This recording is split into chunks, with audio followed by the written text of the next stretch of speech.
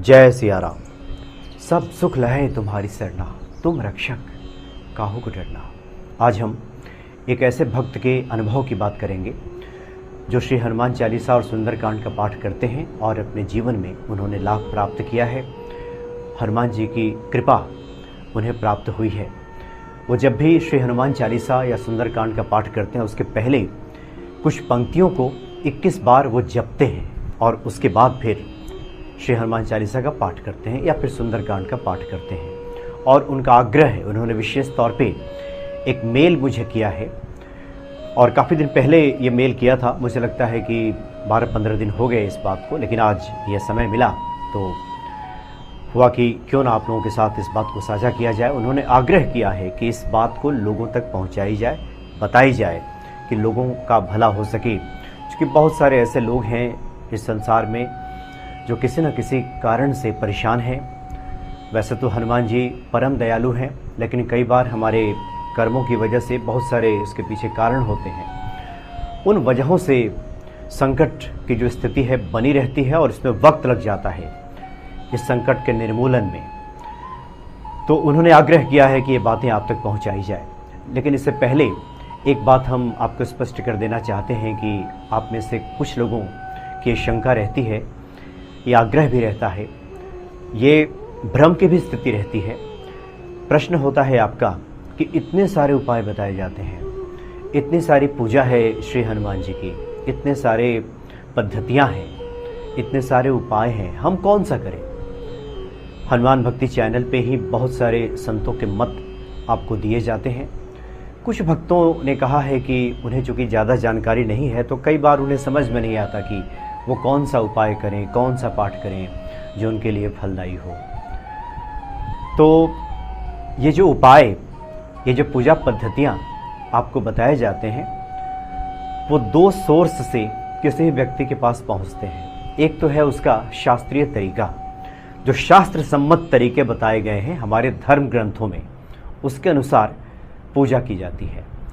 उसके अनुसार बहुत सारे उपाय हैं जो किए जाते हैं। बहुत सारे ऐसे उपाय हैं जो कि आपको शास्त्रों में नहीं मिलेंगे, लेकिन ये भक्तों का निज अनुभव है। वो किसी पुस्तक में ढूंढने से नहीं मिलेगा, वो पुस्तक का रूप वो नहीं ले सका है। ईश्वर को नेति नेति कहा गया है कि जो भी ईश्वर के भक्त हुए, जिन्होंने ईश्वर के गुणगान में बहुत सारी रचनाएं की, उन्होंने भी कहा कि उन्होंने जो उनसे बन पड़ा उन्होंने उसका गायन किया है।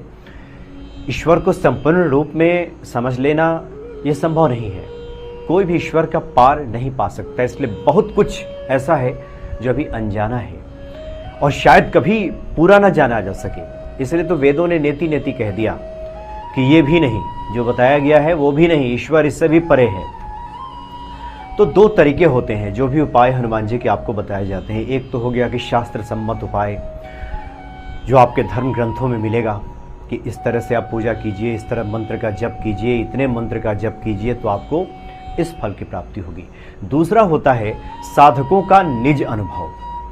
साधकों ने अलग अलग तरीके से उस पूजा को किया है, उस पाठ को किया है, हनुमान जी को पुकारा है और वो उनका निज अनुभव होता है और उससे भी हनुमान जी द्रवित हुए हैं, कृपा की है हनुमान जी ने और भक्तों के काम को संवारा है।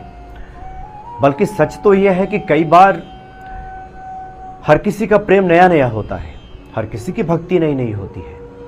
कई बार जो भक्ति है ये प्रेम है, पुराने अवधारणाओं से हट करके एक नई मांग भी उसकी होती है। कई बार भक्त एक बिल्कुल अलग तरीके से पुकारता है हनुमान जी को और यह भी सत्य है, उससे भी हनुमान जी प्रसन्न हो जाते हैं। तो ऐसे ही बहुत सारे भक्तों के निज अनुभव होते हैं जो हम आप तक पहुंचाते हैं। इसमें भ्रमित होने की आवश्यकता नहीं है। जो भी आपका, जिस पे आपका भरोसा हो, जिस पे आपको लगे कि इससे इस उपाय के प्रति हमारा आकर्षण बढ़ रहा है, या फिर हमने पहले भी कहा है कि आप समय समय पे अलग अलग उपाय कीजिए। कभी इस पाठ को किया, कभी अलग पाठ को किया, कभी अलग जप को किया, कभी अलग उपाय को किया। यानी इसके पीछे कारण यह है कि निरंतर हनुमान जी हमारे चिंतन में बने रहें, हमेशा उनके प्रति जो हमारे मन में उनका जो स्मरण है, उनकी जो छवि है वो बनी रहे। इसके पीछे कारण यही होता है कि कोई एक पाठ आप हमेशा कीजिए और बाकी अन्य पाठ को आप समय समय पे शामिल करते रहिए। तो उसी प्रकार से एक भक्त का निज अनुभव है जो हम आपको बताते हैं। उन्होंने मुझे मेल किया है, विवेक शर्मा जी इनका नाम है। इन्होंने लिखा है कि मैं विवेक दत्त शर्मा यूपी बहराइच से हूँ। आपका हर एक वीडियो में पूरा देखता हूँ और एक बहुत अच्छी जानकारी है, एक अद्भुत प्रयोग है। मैं चाहता हूँ कि लोगों तक ये बातें पहुँचे। उन्होंने इस तरह का मेल किया है, लिखा है कि हनुमान चालीसा या सुंदरकांड पढ़ने से पहले 21 बार अगर इन चौपाइयों का जाप हो जाए, ये इनका अपना अनुभव है।